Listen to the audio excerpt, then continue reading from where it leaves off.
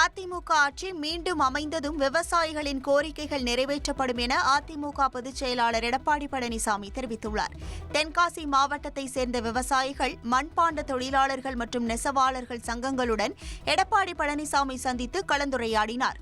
அப்போது பல்வேறு கோரிக்கைகளை விவசாயிகள் முன்வைத்தனர். பின்னர் பேசிய எடப்பாடி பழனிசாமி, காழ்ப்புணர்ச்சியின் காரணமாக அதிமுக கொண்டு வந்த திட்டங்கள் அனைத்தும் நிறுத்தி வைக்கப்பட்டுள்ளதாக குற்றம் சாட்டினார்.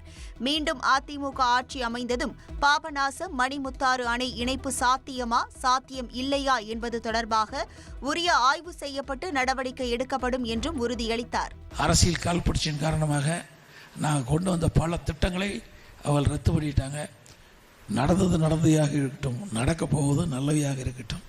அதிமுக ஆட்சி உங்களுடைய ஆதரவால் மலர்கின்ற பொழுது நீங்கள் வைத்த கோரிக்கைகள்லாம் நிறைவேற்றப்படும். எவ்வளோ பாபநாசம், மணிமுத்தாறும் இணைக்கப்படும் சொல்கிறாங்க. அது எப்படி எனக்கு தெரியல. நீங்கள் தான் கவனத்தை கொண்டாந்துருக்கிறீங்க. அது சாத்தியம் இல்லையா என்பதையெல்லாம் ஆய்வு செய்து விவசாயிகள் என்ன எண்ணுகிறார்களோ அதன்படித்தான் செயல்படுத்தும். இனி செல்லும் இடமெல்லாம் செய்தி. தந்தை டிவியின் வாட்ஸ்அப் சேனலை ஃபாலோ பண்ணினா செல்ல இருக்கும் இடமெல்லாம் செய்தி. இதோ QR கோட், இப்பவே ஸ்கேன் பண்ணுங்க, ஃபாலோ பண்ணுங்க.